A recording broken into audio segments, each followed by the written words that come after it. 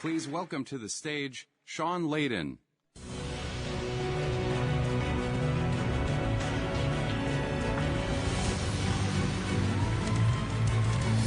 Welcome. Welcome. Good evening and welcome, ladies and gentlemen, fans and friends. This is your 2017 PlayStation Showcase. Thank you for coming tonight. Naughty Dog Gorilla Ben, out of control. I thought this opening was completely insane, and because I had to walk under zombies to get on the stage just now. They didn't even tell me about that last night. We're glad to be here. We're delighted to be here. We have a full show ahead of us, so let's just agree that we love games and we want to see more of them tonight. What's up, game players? How are you guys doing?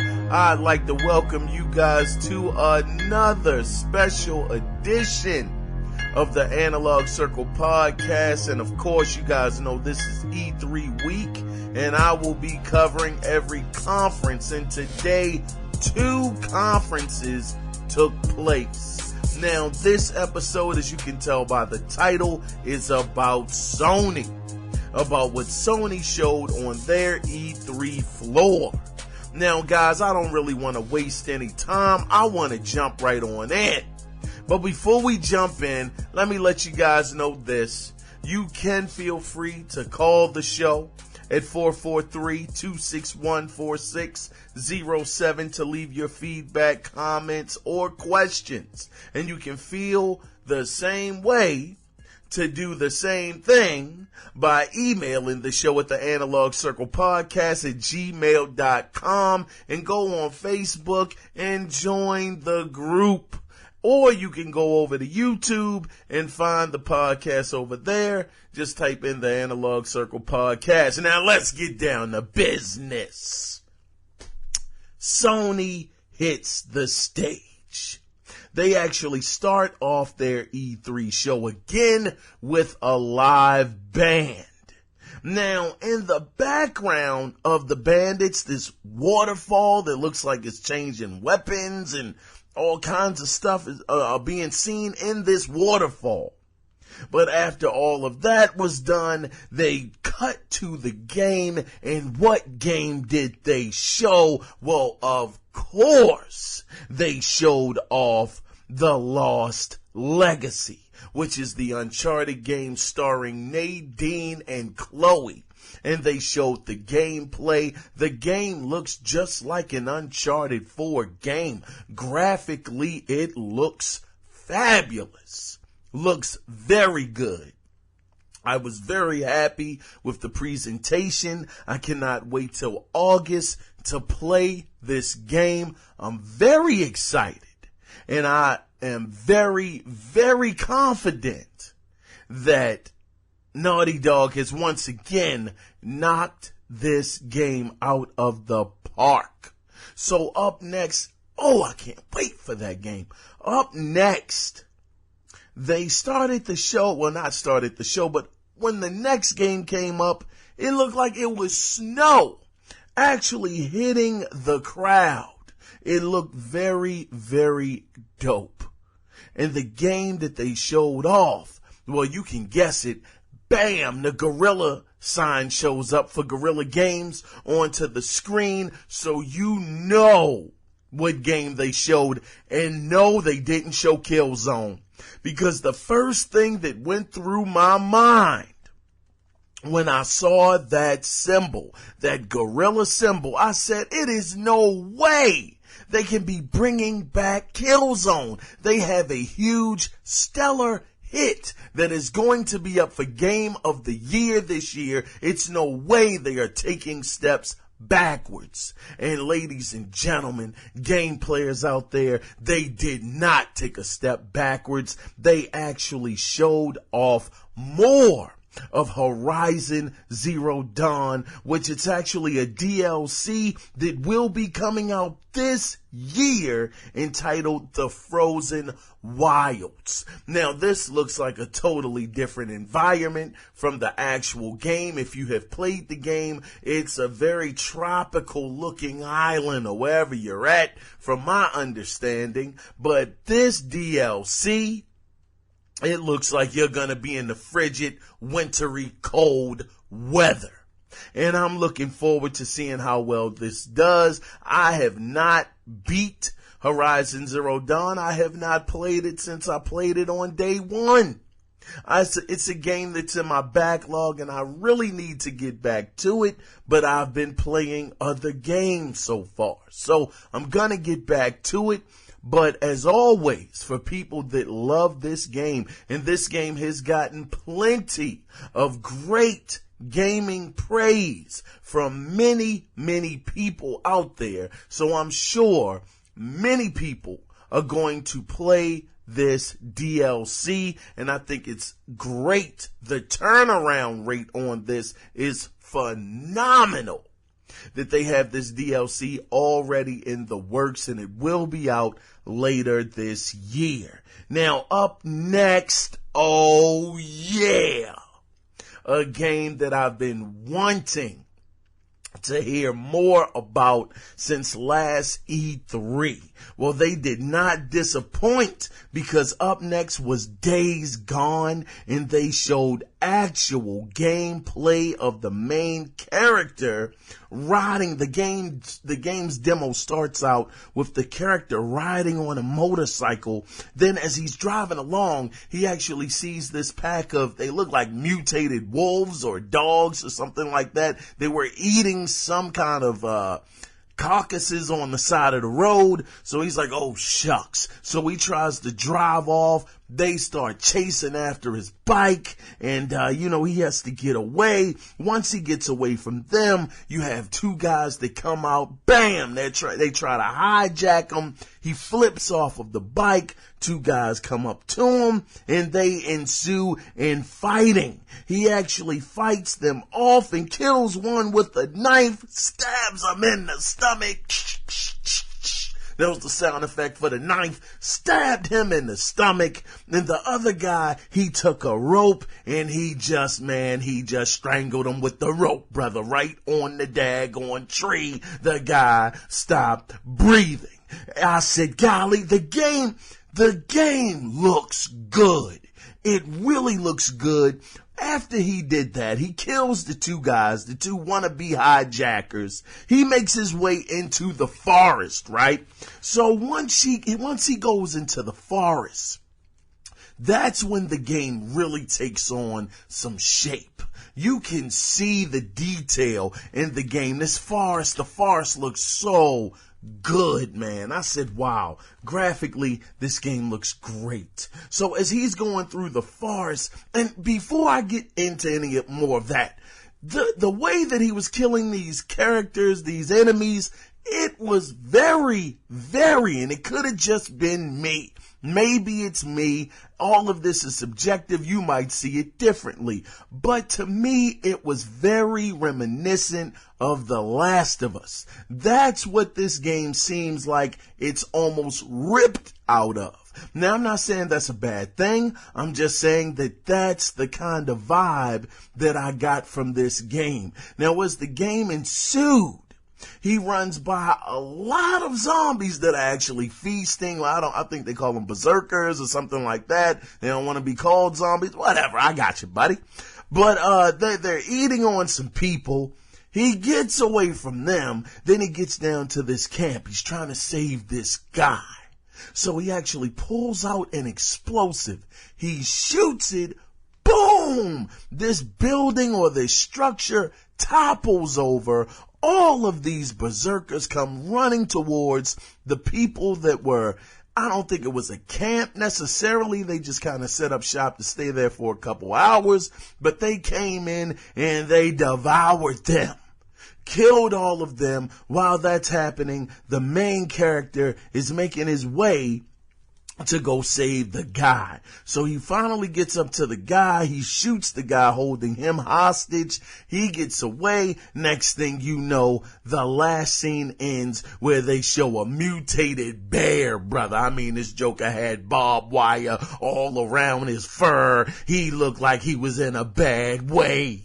But it didn't matter because he was still ready to fight and get the main character. But that was where the scene ended. I was very impressed with this game, but at the same time, like I said, it was very, very, very reminiscent of The Last of Us. So it doesn't really have that original flair to it. Now, of course, you could say, well, what game does have original flair in this day and age? But people do make the games original, at least some kind of way.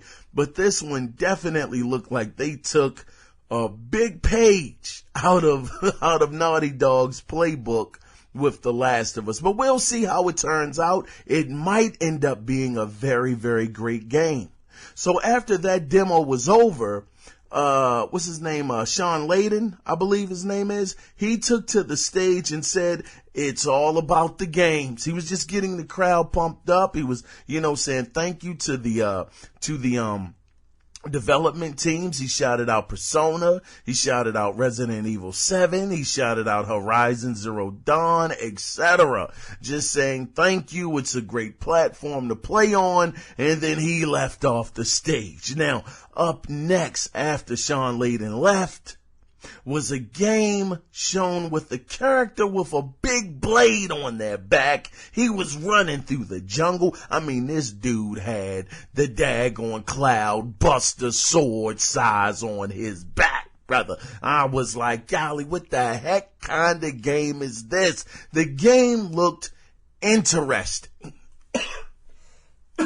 I had to cough, excuse me. The game looked interesting, and what made it look even more interesting was it was actual dinosaurs. I mean, this guy actually fought a doggone T-Rex. He hit him with the blade in his head, and at another scene, he was covering up his face with some leaves, and I'm like, what the world is this? I mean, it like I said, it doesn't look amazing, okay?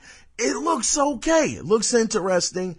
I'm trying to figure out what it is. And at the end of it, it shows Capcom. And the name of the game is actually called Monster Hunter. Everybody knows about Monster Hunter. The game is actually going to be coming out in 2018. And it's not my kind of game. It's not something I'm going to pick up. I can tell you guys that. But I know it's a lot of people out there that like this game. So that's great that they're listening and they're bringing it to the next, or I should say the current generation of platforms out there right now. So after that game was shown, up next, a game by Japan's, oh buddy, this one really took me off guard. I did not expect to see this, but they showed the names pop up, which were Japan Studios and Bluepoint. Now, when I saw the name Bluepoint, I said, wait a minute. They're the guys that are great at remastering old games. So I'm saying, what do they got up under their sleeve?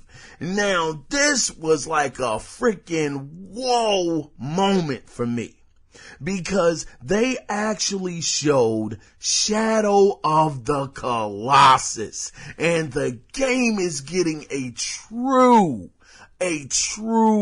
overhauled, remastered version.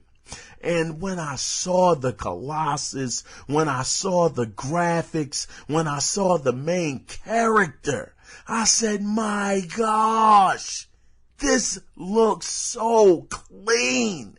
It looks so good. Something I could get behind. I tried to play the original Shadow of the Colossus back on the PlayStation 2, and the controls were so clunky. It was a game that I thought was overrated at the time. I really did. The controls were not good. I didn't think that the premise was deep enough, but it was still a game that was so highly regarded by so many people, it made me want to try it. And when I did, I was like, I see the allure. The Colossus is actually the stage or the board or, the puzzle itself.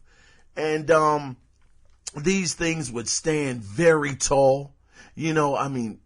unbelievable detail at the time on the PlayStation 2. They remade it on the PlayStation 3 and even made it 3D compatible. It was a 3D game. So when I saw this, I said, man, Sony, this was dope. This was totally out of left field. I'm hoping that they definitely worked on the controls. With Blue Point at the helm, I have no doubt that the gameplay will probably be brought up to date. So this is a game I really have my eye on, and I'm looking forward to it. I'm really looking forward to this game coming out next year in 2018. So after that, the next game shown was one that I'm really actually looking forward to. I kind of paused on that, but this is a game I'm really looking forward to. And the game that they showed was Marvel vs. Capcom Infinite, and they were actually showing off the storyline of the game, which looks pretty cool. Now, this game, of course, as you guys know, does come out September 19th, but the really cool thing about this is if you do own a PlayStation 4, you can actually download the story demo today, tonight, or actually, I'm recording this, it's after 12 midnight, so yeah, this morning. Definitely jump on it. So after that, next up, buddy, they had Call of Duty World War II, which also, it looks good. It looks good. It has a very good detail as always. Look beautiful. It's a beautifully chaotic game. And it comes out November 3rd. They just showed a quick little trailer of it. I mean, it wasn't much more to say than that. Now, next after this, god dag, if anybody thought VR was dead, that Sony was not taking it seriously, brother, you strap in your mother-loving seatbelt and you hold the heck on. Because this next couple games, these are all VR games. So next up was a PlayStation VR game that shocked the heck out of me. I did not expect to see this on Sony's stage, but they showed off Skyrim in VR. Holy cow!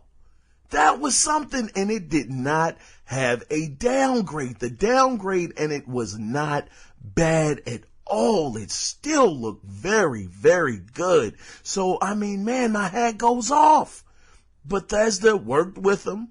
Not only is it coming to the Oculus Rift, but the PlayStation VR, they actually have it. So, after that was shown, the next VR game that was shown is a game which looks pretty cool. That's actually called Star Child, which actually kind of looks like Metroid. A little look like it could be a Metroidvania type style game. Who knows? But that was another one.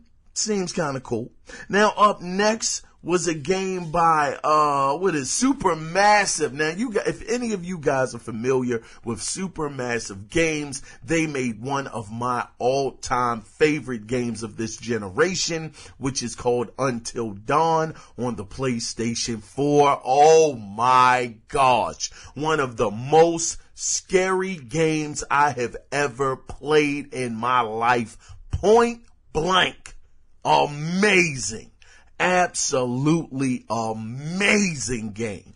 It's $20. Pick it up at Best Buy. Amazing. The game looks great too. So when I saw Supermassive Games, I said, man, it piqued my interest right away. And of course, this game does look horror based.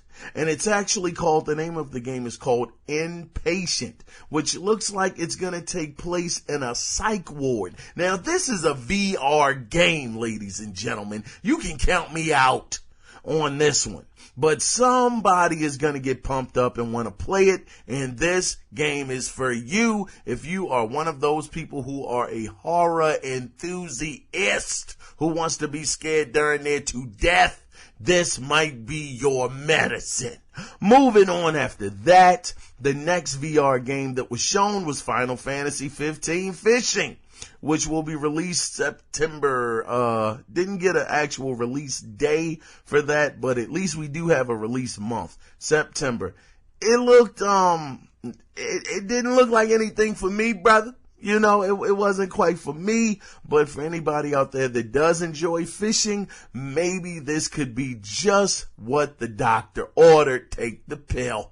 After that was shown another VR game called Bravo Team was shown, which looks like a first-person shooter that kind of might be somewhat that game to fill that gap of no SOCOM this year. It kind of gave me that kind of vibe to it. It might not be, but either way, it was there.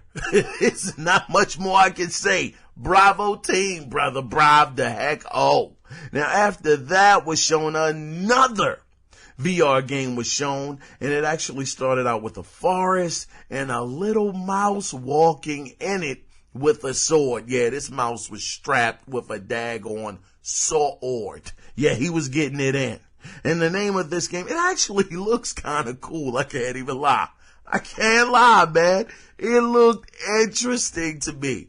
Just to be playing a game like that in VR, and since he's a mouse, he's very small, everything else looks so big. So in VR, the one thing that I have to give Sony props on with their VR is it is great at scaling things to make things look big and grand and massive. And the game that actually showed me that was Star Wars Battlefront. When you see the walker walking across the screen, it's like, oh my gosh, it really looks like this thing has scale to it.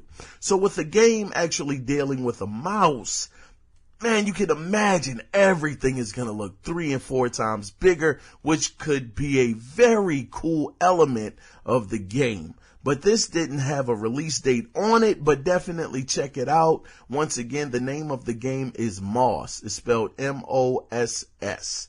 Now up next, it was this heavy water sound that started this one out. And then all of a sudden you see this boat and you see this oar that's stroking the boat down the road, or I should say down the river or the ocean, whatever it was in. But inside the boat is a man. And you know what man this was. You might know or you might not. But it was Kratos. Now, it was him and his son. They were talking, and they actually were showing a little bit of the storyline between him and his son. His son is saying that he thinks that his dad is ashamed of him because he isn't as strong as he is. And his father is saying, or Kratos is saying, no, you don't know your true power. And it seems like this back and forth with them. But once the game got started, man, and you actually see the visuals, the actual in-game gameplay, oh my gosh, man, it looked so great. It was grand. It was grand. I loved it. I mean, it showed Kratos. He was jumping, not jumping, but climbing up the side of mountains. Him and his son were tag teaming different doggone monsters or mythology. What was it called? North mythology, whatever, man. I can't think of it right now. Shoot, I'm not going to waste your time. But, it just looked great. I mean, fantastic looking game. Thoroughly enjoyed the demo that was shown, and I mean it's coming out. I mean, the game was on 10. I mean, at the end of the trailer, you see this big, huge sea monster come up out the sea, and his son is like, I think he wants to help us. It gave me a kick. I said, man, how the world can you read sea monster beast language, brother? You know, but he had came out the water, whatever. That's where it ended. But the thing about it was even though I knew it was coming out in 2018, the voice actor had said it, I still was holding on to some hope that we were going to see it this year, but no, it slipped. So that's coming out in 2018 as well. Now, the next game that was shown was a game I was hoping was gonna be there. And it actually showed up. And the game is Detroit Become Human. Now, they showed the gameplay of the game this time, where it looks like the androids, these robots are being freed. They're being freed by this person that's called Marcus, who's actually enlightening them, telling them that they are more powerful than humans. They don't have to take this. They don't have to be enslaved. They can rise up and they can be better than the humans and take over, which was a whole nother dynamic to the game. Because the last time you were playing as an android and he was actually trying to save the little girl from the android who actually was like, I'm tired of being a slave. I'm tired of being told what to do. So I'm thinking that if you're familiar with Heavy Rain, or any of David Cage's games, it seems like you will be playing multiple characters during the course of the game. Now, of course, I haven't played Beyond Two Souls. I haven't played that yet, so I don't know if you play the same character or it's multiple characters. But I do know in Heavy Rain, you play as several different characters, several different perspectives, several different outcomes. So I'm guessing that he may take the same approach with this game. And I have to say, after I saw it, man, some of the magic of the game that I had in my mind, some of it was just taken away for some reason. It didn't look as good as I thought it was gonna look. I mean, it still looks great. Don't get me wrong. It's still a game that I'm gonna buy, but it didn't get me as hype as it did last year. Last year's E3 trailer was amazing, and it got me so pumped up to be ready to be invested in this new IP. But this trailer, it didn't really move my needle at all, so that was a bit of a letdown. I'm still looking forward to it. I still want to give it a try, but then as they get to the end of it, they don't show a release date. God darn. I was hoping this was going to be the game that was going to be out this year. But dag, you didn't even put a release date on it, Sony. Oh, it hurts. After that game was shown, next up was Destiny 2. Now, it's not much to say about Destiny. Of course, Sony, they have the marketing rights, and they'll be getting certain DLC that Xbox One players and Xbox One X players will not be receiving for maybe 6 months, might be 3 months, it might be a year, heck, it might be forever. Because I've heard that some of the DLC that PlayStation players have gotten about a year ago still hasn't made its way over to the Xbox side. So who knows how that's going to go. Either way, it's not much to say about Destiny. It's coming out September 6th, and people are excited. So that's great news. Now, shockingly, guys,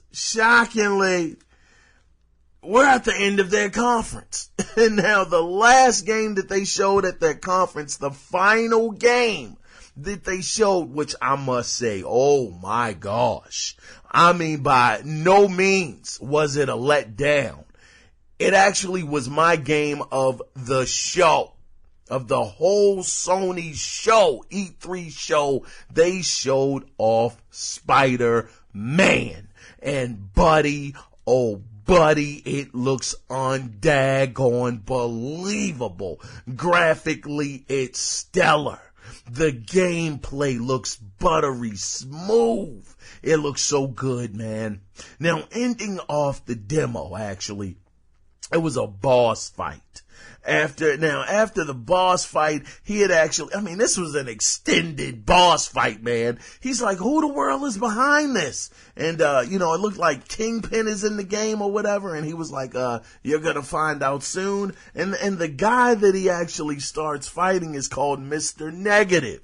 Now, he actually puts on his front. He's working at the soup kitchen. He's being a nice guy. Everybody thinks he's one way, but he's not. And then when Spider-Man finds out about it, an epic fight does ensue. So, man, they're going through the city. Spider-Man has to chase down the helicopter. He's going all across the city skyline. The buildings are looking great and sun-soaked and everything else. He finally gets up to the guy and he's beating on him. The helicopter flies out of control. Spider-Man has to save the city again. It's a falling structure from a daggone construction crane. It's about to crash down on people. He's trying to hold that together with the web. I mean, after he does that, that breaks off. He's still got to chase the helicopter. I mean, it's frantic.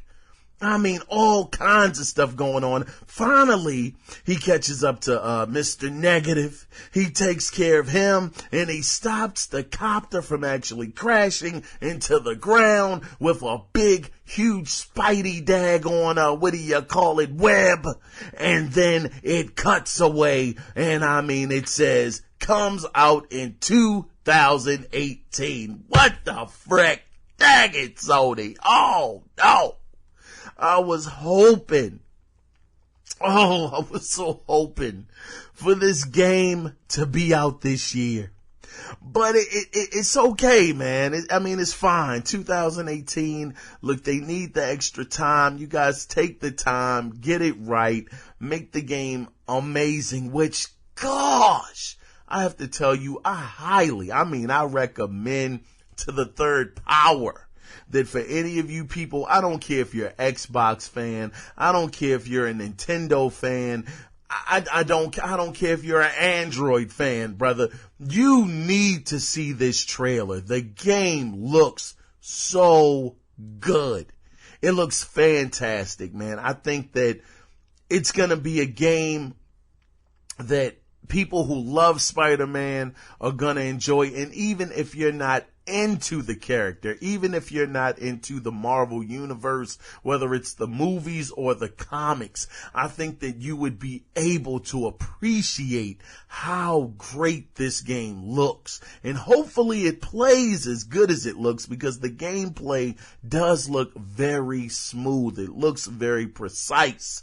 And also, I have to let you guys know too, the game does feature quick time events as well for different parts of the game, but it gives it that cinematic flair that makes you say, wow, look at how good that looks. But guys, that was it. That was the show for Sony. I couldn't believe it, man. I guess, man, look, I might be to blame. It might have been my expectations. I thought some of the things that I was a little let down on with Sony, which the main thing is we saw basically everything that we've already seen. We've seen God of War. We've seen Detroit. We've seen the DLC for Uncharted.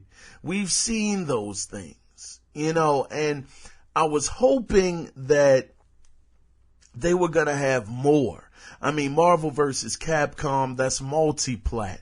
Call of Duty World War II, that's multi-plat. Even the Monster Hunter game is actually coming to Xbox, shockingly. So that's a multi-plat.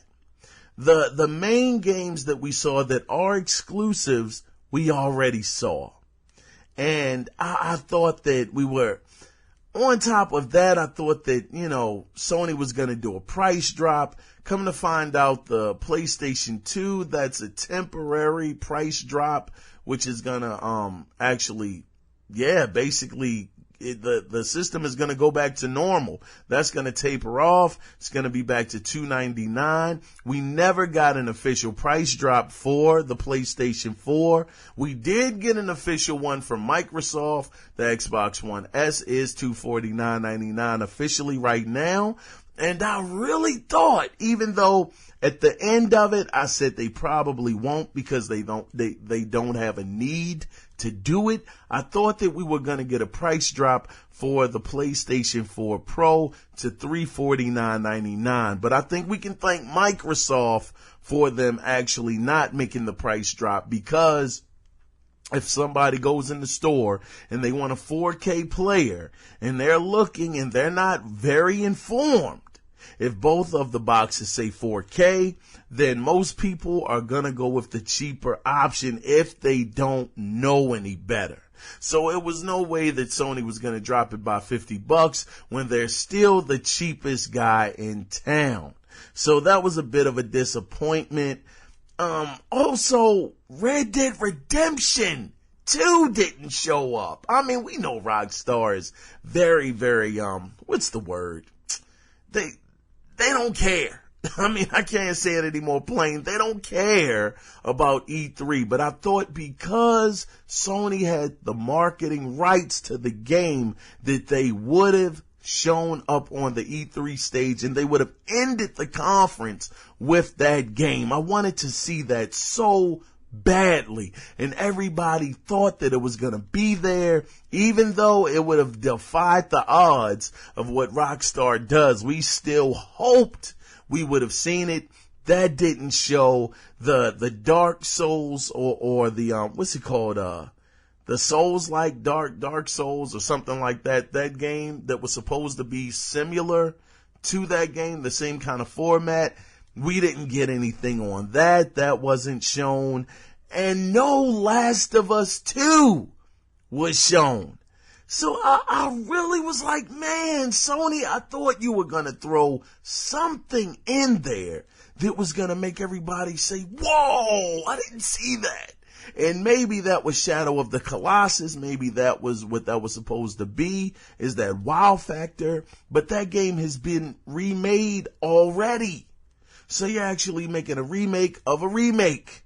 I don't think that as much praise as the game gets, and I'm happy that it is coming out for the PlayStation 4 because there is definitely an audience for it. I think it's great, but it's not a wow moment. And I think if you had to compare the two conferences, everybody was down on Microsoft yesterday. Everybody. Well, not everybody, but the big majority of people kept saying, you just wait till Sony hits the stage. They're going to show you how it's done, Microsoft. They're going to come with the games. They're going to come with some of the craziest stuff you've ever seen. It's going to be insanity.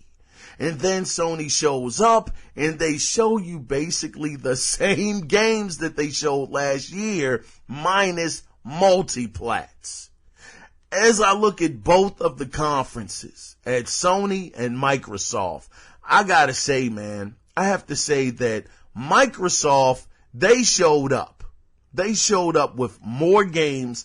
They showed up even though they might not have had the AAA games like everybody wanted, including myself. I wanted them to have them. I wanted them to have a Knights of the Old Republic remake. I wanted to see Splinter Cell on their stage. That didn't happen. I wanted Scorpio to be $3.99. That didn't happen either. But when it came to the games, when it came to the software, I really think Microsoft told the mark. They did a much better job, in my opinion, which is why I have to give Sony's conference, in my humble opinion, I would say it was a solid show. They showed what they had to, but like I said, it was nothing amazing. Now, I gave Microsoft an 8 out of 10 yesterday. I am gonna have to and we didn't get a VR price cut, which was something I thought was going to happen as well, but it didn't. But I'm going to have to, as I'm thinking and I'm pondering on it, I want to be fair. I really want to be fair here. But I have to give, as excited as I am about these games, I have to give Sony a 6.5 for this conference. I wanted to give them a 7 because that's average, but so is the 6. 6 is below average. I'm only giving them this score because they showed everything off already previously. Now, of course, yes, Microsoft, they showed off Forza again. They showed off Crackdown 3 again. They showed off Cuphead again. But they also had 22 different games there. Now, granted, not all of the games were brand new. Well, not brand new, but were exclusive. Some of them were third parties.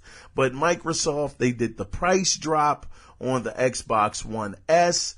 They're bringing out new hardware this year, even though it's not at the ideal price point, but it is $500. It's going to be the true 4K machine for this current generation. It's going to be the most powerful console. You have to give points on those kinds of things. They have a very diverse portfolio that they're going for. They're not just going for first-person shooters anymore. They have diversity coming to their machine, and they had games that we had not seen in previous years too. That Ori and the Blind Forest 2, or Ori and the Magical Wisp, or whatever it's called, nobody saw that coming.